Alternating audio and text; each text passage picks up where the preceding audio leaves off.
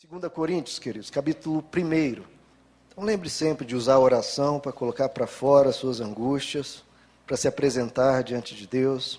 2 Coríntios, capítulo 1, verso 3, queridos, vejam só. Bendito seja o Deus e Pai do nosso Senhor Jesus Cristo, Pai das misericórdias, e vejam só, Deus de toda consolação, que é a ênfase de Jesus, Ele é o Deus de toda consolação, que nos consola, é Ele que nos consola, em todas as nossas tribulações. Vocês estão vendo, queridos? Olha a realidade do Evangelho. O cristão passa por tribulações. Mas qual a diferença, então, entre o cristão e quem não é cristão, se todos passam por tribulações? O texto nos diz, verso 4, Ele nos consola. Nós temos um Deus, queridos, que nos ajuda, que nos dá força, que nos dá coragem, que nos dá determinação para prosseguir.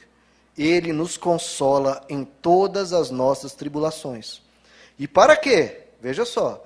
Para que, com a consolação que recebemos de Deus, você recebeu aquela coragem, aquela força, possamos consolar os que estão passando por tribulações. Então está aí, você que vai ganhando força, ganhando experiências com Deus, console aqueles que estão precisando de ajuda para caminhar, para permanecer na igreja, para continuar caminhando com Deus. Verso 6, se somos atribulados, de novo, o cristão é atribulado, é para a consolação e salvação de vocês. Se somos consolados, é para a consolação de vocês, a qual lhes dá paciência para suportarem, veja só, esse é algo importante do Evangelho, paciência para suportarem os mesmos sofrimentos que nós estamos padecendo. E a nossa esperança em relação a vocês está firme. A minha esperança também, queridos, em relação a vocês, de serem pessoas corajosas, de diante do sofrimento não jogar tudo para o ar e falar, não, Deus não existe, Deus não me ama, não. Eu tenho essa convicção, e espero estar certo, de que você vai ser uma pessoa que diante do choro permanece para receber o consolo. Verso 6 ainda, na metade, é para consolar, a qual lhes dá paciência para suportarem os mesmos sofrimentos que nós estamos padecendo. Verso 7, a nossa esperança em relação a vocês está firme, porque sabemos que da mesma forma como vocês participam dos nossos sofrimentos, participam também da nossa consolação. Então o cristão, querido, ele participa dos sofrimentos do mundo, muitos Deus nos livra, inúmeros, mas alguns a gente tem que passar. Faz parte da nossa existência num mundo de pecado. Porque tanto eu como você, nós pecamos. Então, estamos num mundo mau e que a gente colhe consequências dos nossos erros e dos erros das pessoas que estão ao nosso redor. Mas nós receberemos consolação de Deus, sempre. Diante de cada dificuldade virá consolação. Diante de cada luta virá uma ajuda do céu para você. O que importa é permaneça, como disse, paciente diante da tribulação. Queridos, o choro, essa didática de Deus, e essa experiência, esse viver na terra, faz com que a gente amadureça. Porque o ser humano, ele tem uma síndrome de onipotência. O ser humano não quer passar por nenhum choro, ele não quer sofrer mal algum. Ele não quer confiar em Deus o seu futuro, ele quer controlar tudo. Não, queridos, nem Jesus passou pela vida sem sofrer. Nem Jesus. Se ele não passou, que nenhum de nós venhamos fazer exigências desse tipo. Não. O choro, queridos, muitas vezes é necessário para que você construa em você o caráter que Cristo teve. Porque qual é o nosso objetivo, queridos? De novo, é ser como Bill Gates ou ser como Cristo? Se for ser como Cristo, diante da dor, você vai ter que se comportar como Cristo. Jesus não passou por momentos de dor, e vários? E como Jesus lidou com a dor? Como Jesus lidou com o choro, queridos?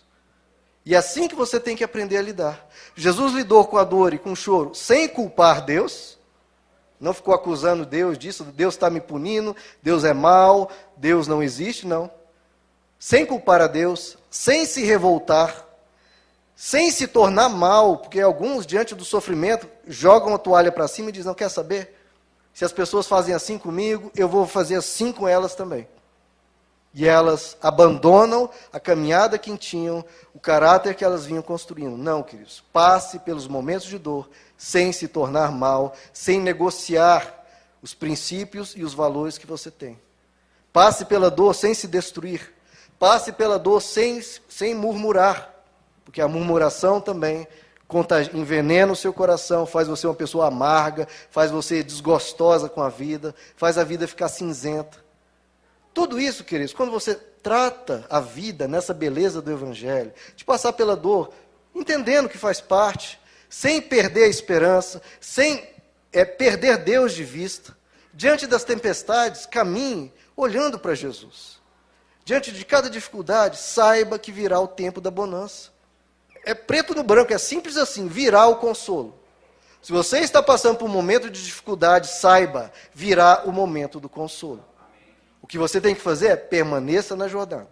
Não negocie os seus valores, não venda o teu Deus, não murmure, não se envenene, não se amargure, não, continue em paz, paciente diante da tribulação. E adiante, meu irmão, um pé após o outro, e adiante. E saiba, queridos, que as tribulações não são perda de tempo. Às vezes as pessoas passam por 1 ano, por 2, de momentos difíceis, e ela pensa, meu Deus, eu perdi 2 anos da minha vida com esse problema. Não, queridos, não. Aquilo é útil para muita coisa. O choro atual faz você evitar o choro seguinte. Vou repetir, o choro atual te faz evitar o choro seguinte. Quando você chora por uma falha, por um erro cometido, por algo que você não teve sabedoria, chore, pense, medite naquilo, para que aquele choro evite os choros seguintes.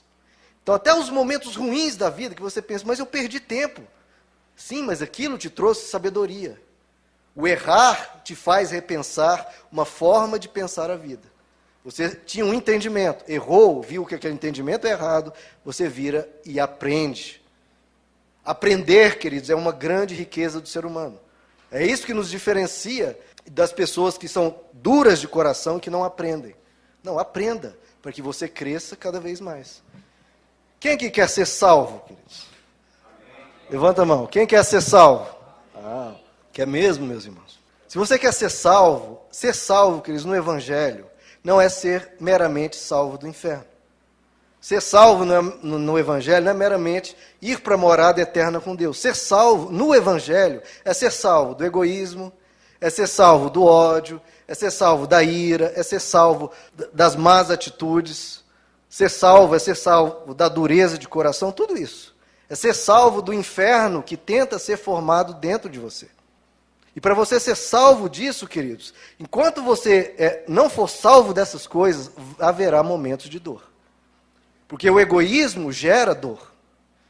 Momentos de ira que você se descontrola, gera sofrimento.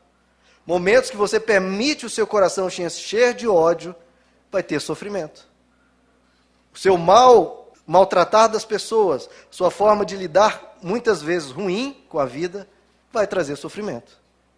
Então, para você ser salvo desses sofrimentos, você precisa ser salvo dessas más atitudes que vêm antes. Então, seja salvo desses males do coração, que Jesus nos ensina, para que você seja salvo dessas dores. Abra comigo em Tiago, queridos, capítulo 1, por favor. Tiago, capítulo 1, verso 2. Olha só, queridos, o Evangelho, como está escrito, que a gente possa crescer e aprender a potência desses homens que caminharam na terra seguindo Jesus. Tiago, capítulo 1, verso 2. Meus irmãos, considerem motivo de grande alegria. O quê?